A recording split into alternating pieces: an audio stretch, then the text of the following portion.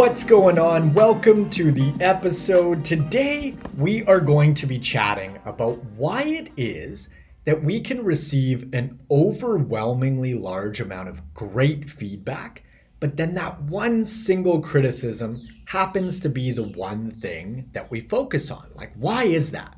The other day, I put up a video of me doing a kettlebell swing and I added voiceover instruction and cues to it to let folks know how to do it and what to think about while performing the exercise. Now, I posted this video on Instagram as well as YouTube. Reels on Instagram, as well as things called shorts on YouTube, are both being promoted by the platform because they're incentivizing folks to do them. So what happens is the algorithm actually favors Reels on Insta and Shorts on YouTube. What this means is you get more reach with these types of posts, and so folks that aren't even your followers are much more likely to see them. And the reason I mention this is because the algorithm picked up this kettlebell post and showed it to a whole bunch of folks that don't actually follow me on Instagram or subscribe to my YouTube channel. Now, 99.9% of the feedback was great. Plenty of likes, positive comments, all that good stuff. But there was one comment on YouTube from some dude that just wrote, "bad form." That's it. That's all he wrote. I have no clue who this person is. I've never met them before. They don't know me. They don't follow me. They're not a subscriber. And so first of all, the psychology around taking the time out of your day to type something like that on a random person's video is fascinating in and of itself. But the most interesting thing was that I hyper-focused on that single comment and then essentially disregarded 99.9% of the feedback that was great. So I got in a back and forth with this guy. I was thinking about it all day. I wasted so much time and energy, especially mental energy. And I bit, okay? I fell for it. And logically, I was telling myself, Marcus, your form is on point. You're pretty good at this stuff. The feedback was incredible overall. Why do you even care what this random person said? Not to mention that just writing bad form on someone's post says a lot about that individual and just why I wouldn't want to put too much stake in what that person thinks simply because who does that, right? So there was this internal battle between my logical brain and my evolutionary psychology. Yes, this wouldn't be an N1 Fitness podcast episode without mentioning the evolutionary context at play. We evolved in small-ish groups, and there's something called the Dunbar number. And the Dunbar number states that humans have an ability to socialize and essentially function productively in groups of about 150, but once we move beyond that, some issues tend to arise. Now, back in the day, we were so dependent on our tribe that if there was any rift, it only makes sense to hyper-focus on it because being excommunicated from our tribe meant almost certain death because you just can't do it all alone out in nature. You can't hunt, forage, and find shelter for yourself. So we are wired to depend on others. But if someone in your tribe isn't all that happy with you for whatever reason, it only makes sense for your brain to put everything else to the side and prioritize that relationship. Because I've said it 1,000,001 times. Priority number one of the human species is don't die. And if someone isn't all that happy with you, that's a threat to your survival. This is why teenagers and even adults get so bent out of shape when there's a rift within their friend group or family. So for example, teenagers get so upset in high school over things that happen at school within their social circles. I know I did. And we are aware as adults that in the big scheme of things, it probably doesn't matter all that much just because the likelihood that those individuals are going to be friends of theirs past high school is actually quite slim. But social issues and or not being included triggers this survival mechanism for us. And teenagers actually feel like they're dying. It's serious shit for them. That is their tribe. Now, we adults go through this too. I'm sure that you've had a rift at work or maybe at the grocery store, and you get so consumed by the experience that you might even think about it for days or even weeks afterwards. This is an evolutionary mechanism. Even if 99 out of 100 of your coworkers are stoked on you as a whole, you focus on the one that isn't. It's evolutionary psychology. The kicker about the online world is that we have the ability to communicate with so many more people that aren't actually physically in front of us. So it's this funky recipe where it removes the element of danger or repercussions because this person could be on the other side of the world, like this guy that said bad form, but it can still trigger these survival mechanisms.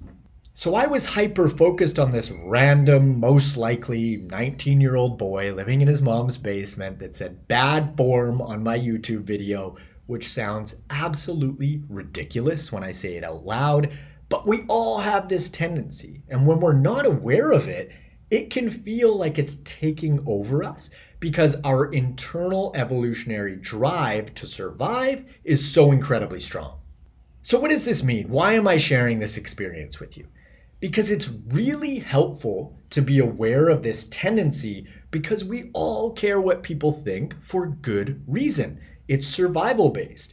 And if you think about it from the perspective of evolution, it's a brilliant program because again, logically, we understand that one negative review doesn't outweigh 99 positive ones. And yet in our brains, we experience the one negative review like it's the 99. As a side note, I always laugh when I hear folks say that they don't care what others think because A, that's almost certainly not true, and B, if it is true, that's a sociopath. We're wired to care what folks think because it's crucial to being alive. If we didn't care what folks thought, our society wouldn't exist because it requires caring, consideration, and the forethought of repercussions to our actions. Now again, the funky thing about the internet and the online world is that there's no way that this individual would have come up to me in the gym and said, bad form, dude, and walked away, right? Because that would be dangerous because a physical threat is real in person. But that threat is eliminated when you're anonymous and sitting behind a computer or your phone. This is one of the primary reasons why folks can be so aggressive, rude, and mean online. And yet we rarely, if ever, have these experiences in real life because folks know that if they say something to the wrong person, they might get the shit kicked out of them. Now, most importantly, how can you use this information to your advantage? Firstly, you can acknowledge that this is an evolutionary tendency and you most likely don't, quote unquote, care too much what people think.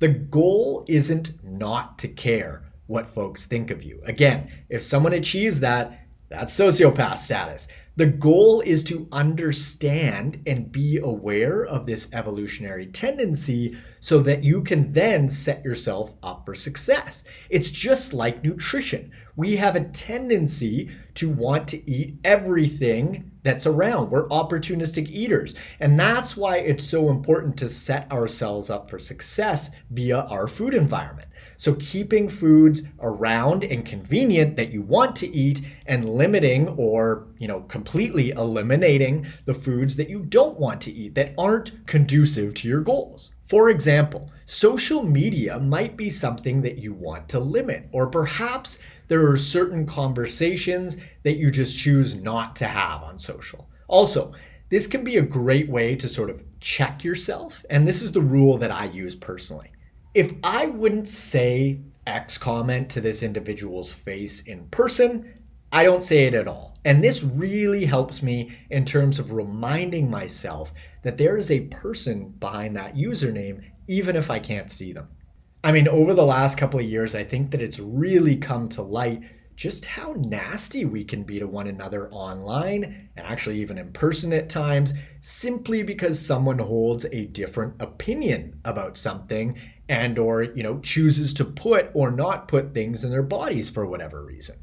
Another way to set yourself up for success is via prioritizing your personal experience over your online experience. What they say, the infamous they, as well as what the news is saying, for example, which is a whole nother rabbit hole that I could go down, but I won't. I sort of already did. If you're interested in that rabbit hole and why I stopped consuming the news, feel free to check out podcast episode 150 titled Why I Stopped Watching the News and What I Now Do Instead.